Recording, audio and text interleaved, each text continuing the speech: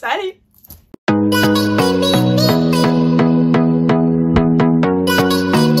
Je vous retrouve aujourd'hui pour une nouvelle vidéo Story Times. Avant de commencer, j'ai 2-3 petites choses à dire. Je sais que vous préférez quand je parle de mes mésaventures. Sachez qu'il y a un vlog en 2 parties que j'ai sorti il y a environ 2 et 3 semaines où il m'arrive énormément de mésaventures. Donc je pense que si vous avez aimé mes vidéos précédentes, vous aimerez forcément ce vlog, même si de base vous n'êtes pas vraiment branché vlog. Je voulais aussi vous remercier à tous ceux en fait qui regardent mes vidéos. Je sais que vous êtes énormément, mais vous êtes quand même 90% à ne pas être abonnés. Donc si ce n'est pas déjà fait, s'il vous plaît, abonnez-vous. En plus, j'ai des tas de projets pour les vidéos futures. Mais j'ai vraiment envie de faire quelque chose de spécial quand j'atteindrai les 1000 abonnés. Et je sais qu'on peut le faire. Donc si tu n'es pas déjà abonné, abonne-toi. Maman, c'est valable pour toi parce que je sais que tu regardes mes vidéos et que tu n'es pas abonné. Aujourd'hui, je vais vous parler de mes amis qui se servent de moi, ou du moins des amis qui se sont servis de moi, même si je sais très bien que maintenant, il y en a encore quelques-uns qui m'utilisent. C'était absolument pas une vidéo que j'avais prévu de faire parce que je pense pas qu'il y ait énormément à dire, même s'il s'est passé pas mal de choses, mais je pense pas être la seule à qui ça soit arrivé. Si tu es nouveau sur ma chaîne, tu ne dois pas le savoir, mais je vis à Londres. Ça fait exactement 4 ans maintenant que je suis à Londres et j'ai rencontré énormément de monde, plus que je l'aurais pensé. Et certaines personnes en fait profitent beaucoup trop de ma gentillesse. Donc voici les quelques petites mésaventures qui me sont arrivées. Les plus petites parce que il y en a eu plusieurs, mais il y en a eu 3 dont je me suis vraiment souvenue. Puisqu'elles sont les plus récentes. La plus ancienne doit dater d'il y a 2 ans. Ouais, ça doit être ça, 2 ans. J'avais rencontré un ami qui venait d'arriver sur Londres. On s'entendait super bien et en fait, quand je l'ai rencontré, il était juste en train d'emménager sur Londres. Donc il avait vraiment besoin d'aide en fait à tout emménager. Je lui ai dit, bah écoute, je suis avec toi, donc je vais t'aider, viens, on va à Primark. On va aller chercher une couette, coussin, les draps. Et quand on arrive dans ta nouvelle chambre, moi je vais t'aider à tout mettre. C'est donc ce qui s'est passé. On a passé la soirée ensemble à aller chercher des affaires à Primark, pouvoir l'installer et qu'il soit enfin chez lui parce que je sais plus où il dormait, mais je crois qu'il dormait dans une auberge de jeunesse. Et vraiment j'ai passé des heures en fait à l'aider, à le soutenir. Je lui ai dit bah, tu sais très bien si tu as besoin d'aide, moi je suis là. Avec le temps que j'avais passé en Angleterre, j'avais quand même quelques petits contacts s'il avait besoin même de trouver un boulot en fait. Et on n'a pas resté amis très longtemps parce que ce garçon en fait, du jour au lendemain, il ne m'a plus adressé la parole. J'avoue que j'étais hyper surprise en fait parce que on était ultra proches, on était très bons amis.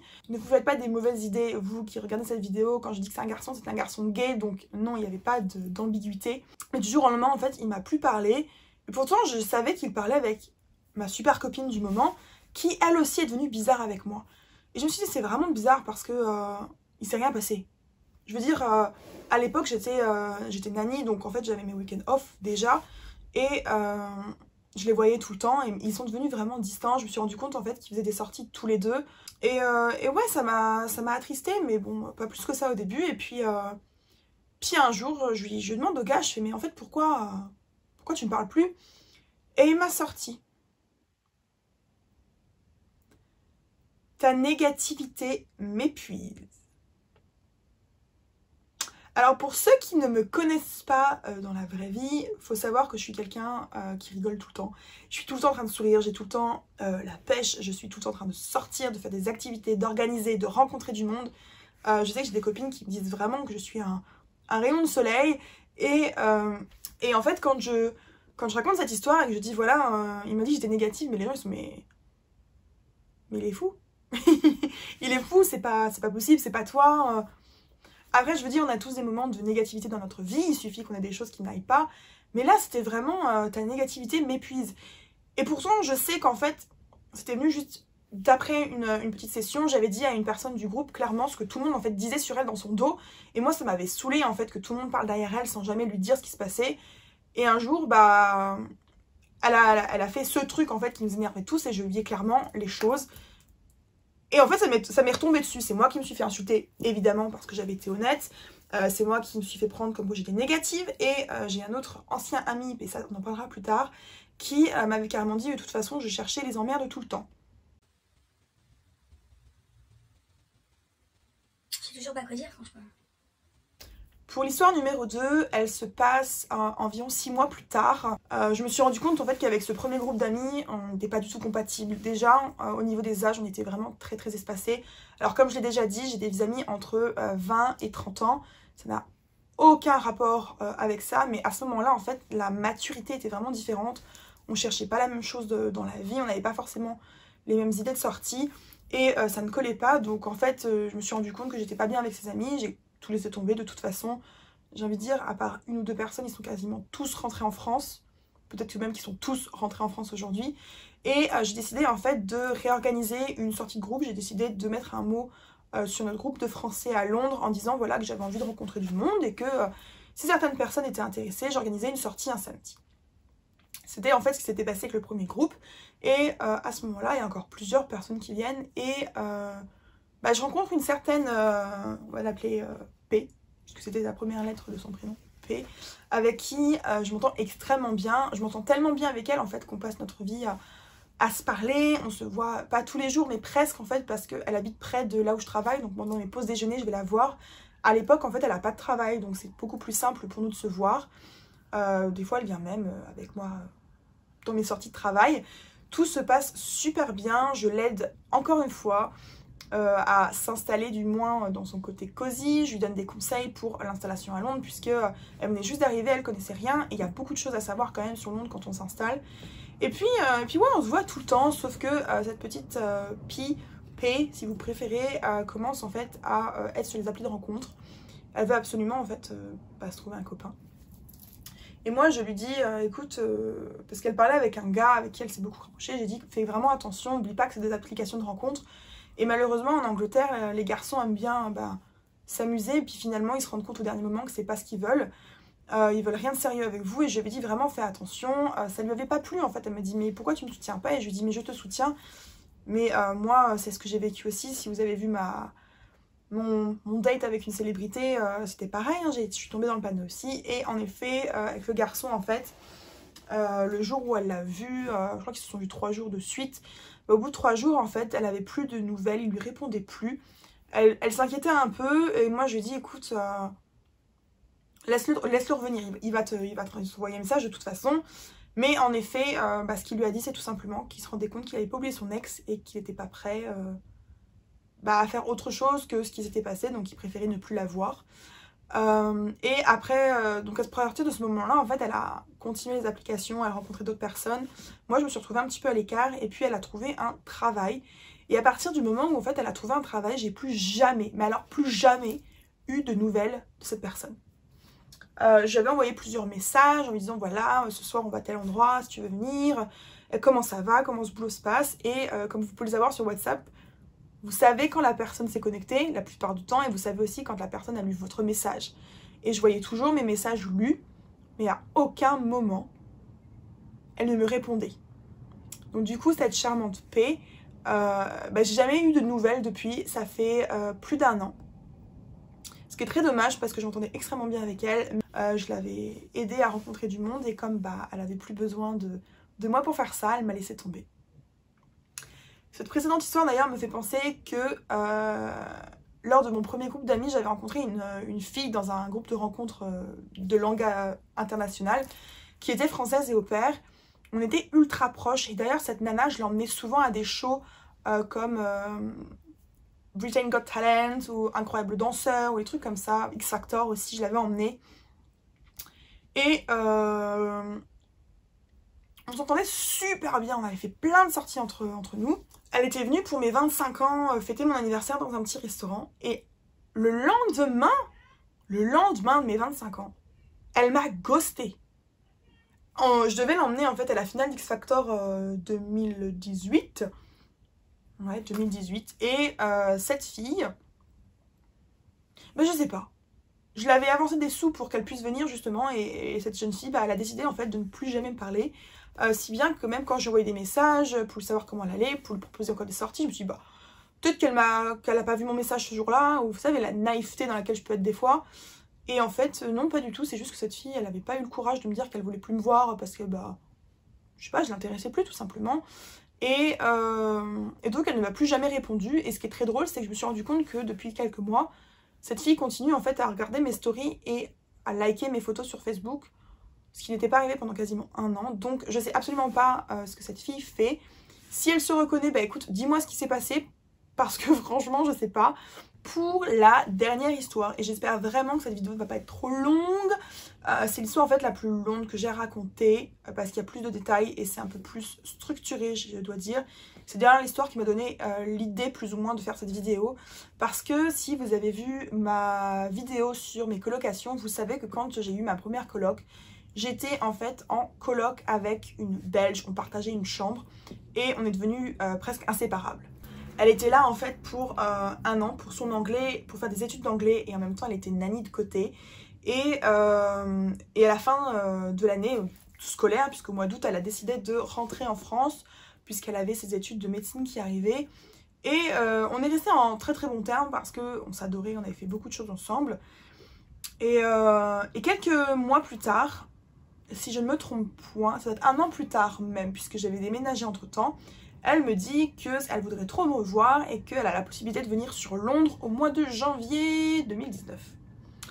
Donc moi je lui dis, bah écoute, super, vas-y, tu viens, il n'y a pas de problème, tu peux dormir chez moi, j'ai de la place, j'ai un lit double.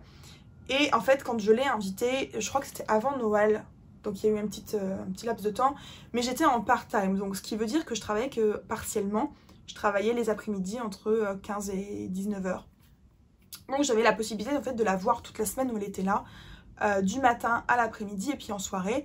Sauf que ce qui s'est passé, c'est qu'avec un temps partiel à Londres, vous ne pouvez pas survivre. Donc j'ai trouvé d'autres boulots et je me suis retrouvée avec 3 temps partiels, ce qui veut dire que je me levais à 6 h du matin, puisque j'avais 1 heure de route environ, pour commencer le premier boulot autour de 7h30, 8 h. Et le soir, quand je rentrais, il était environ 20 h et j'avais eu 1 heure de pause dans la journée. Donc j'étais extrêmement fatiguée et juste avant qu'elle arrive, donc dès que j'ai eu mes boulots, je lui ai dit voilà, M, j'ai 3 boulots, donc il n'y a pas de problème, tu peux toujours venir, mais sache que je serai beaucoup moins disponible pour être avec toi. On pourra toujours faire des choses le soir, mais je vais être fatiguée, quoi. Je travaillerai 12 heures par jour, je me lève à 6 h, enfin c'est très, très épuisant. Elle m'a dit ok, il n'y a pas de problème. Donc le premier jour où elle arrive, elle vient là où je travaille pour que je puisse lui remettre les clés, comme ça elle peut aller poser ses affaires à la maison et ensuite profiter de sa journée, il n'y avait pas de problème. On avait rendez-vous le soir à l'opposé de chez moi pour pouvoir prendre un verre et voir des décorations qui allaient bientôt être retirées. Et en fait quand je suis arrivée, et c'était déjà à plus d'1 heure de route de chez moi, elle était avec une copine. Une copine, elle m'en avait déjà parlé de cette copine parce qu'elle faisait du sport ensemble. Mais en fait je me suis sentie trop. Elle rigolait tout le temps sur plein de choses toutes les deux. Et moi en fait j'arrivais pas à me placer dans la conversation. J'étais pas regardée, j'étais pas mise dedans. Et je me suis vraiment sentie très très mal à l'aise, comme si en fait elle profitait de moi. Parce que je me suis dit c'est pas possible. Enfin elle vient quand même passer une semaine avec moi et je suis de côté. Après peut-être que je me faisais juste des films à ce moment-là. Bref, ce qui se passe, c'est qu'en fait, ceux qui vivent à Londres, vous vous souvenez peut-être, il y a environ un an et demi, il y avait des expositions en fait à Canada Water, au moment de Noël, des expositions de lumière. Et j'avais très envie d'aller voir ça. Et le problème, c'est qu'il y a un moment donné de la nuit, je crois que ça finissait à 22 h, les lumières s'éteignent, donc il n'y a plus rien à voir. Et puis, moi, je vois l'heure qui tourne, quoi. Je vois 20h30, 21 h. Donc, au bout d'un moment, on se bouge les fesses. Sauf qu'en fait, je l'aurais fait toute seule, je m'aurais eu beaucoup plus de fun. Les filles, en fait, elles étaient tout le temps à 4 ou 5 mètres derrière moi.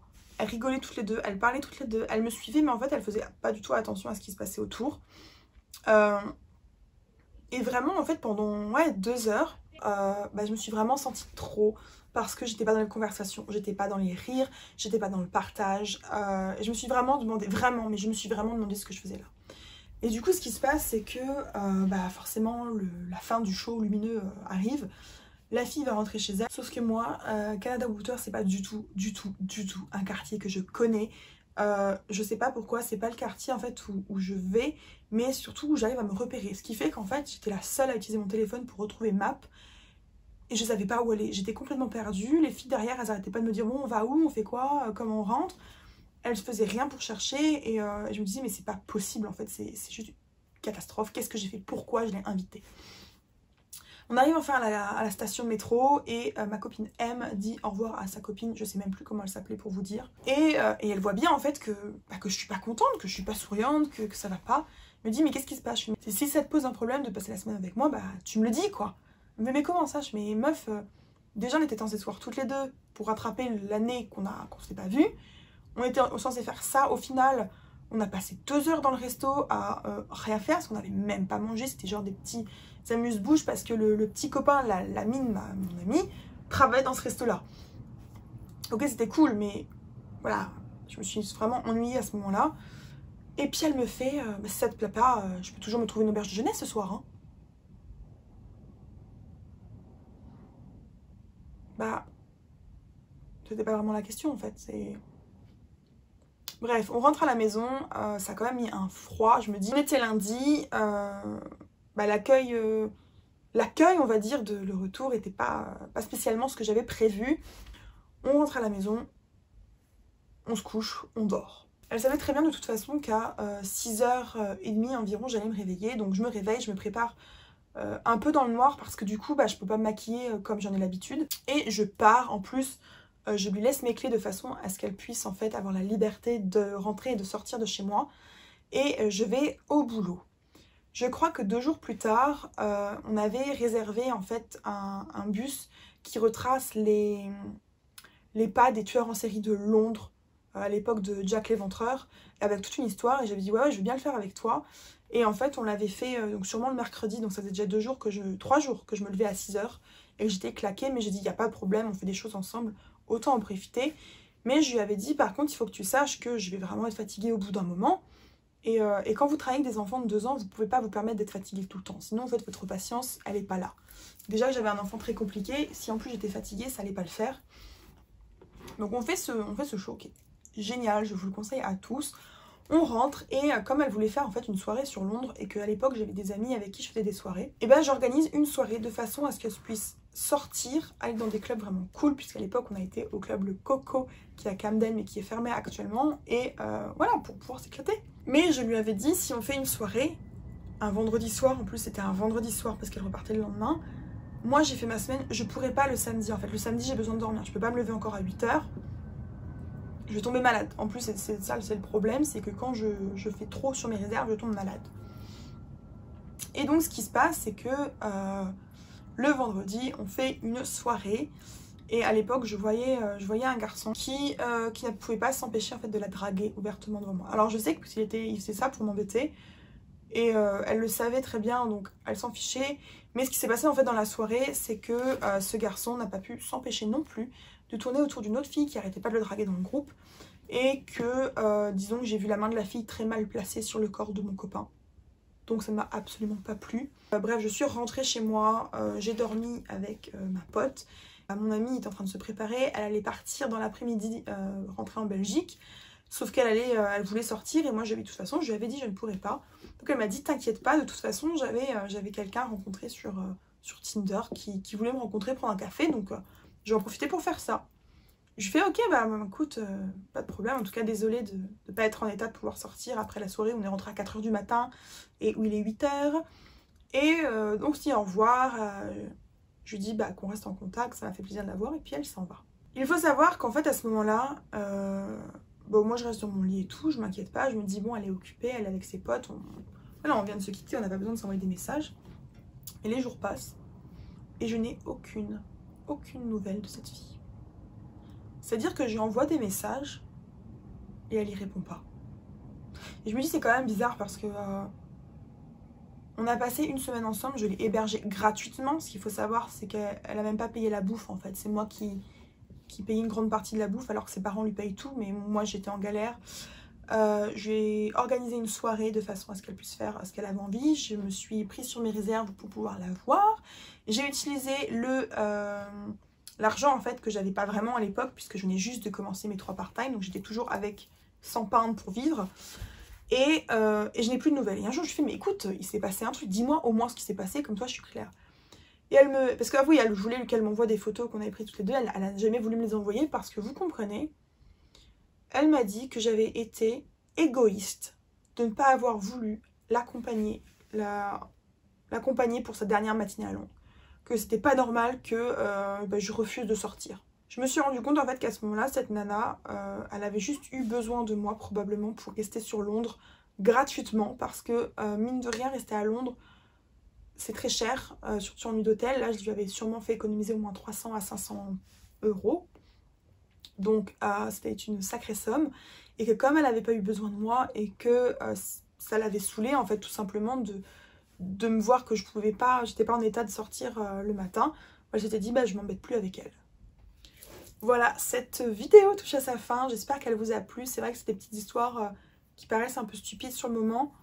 Mais je vous jure que c'est pas très agréable quand vous aidez les gens et que du jour au lendemain ils vous ghostent.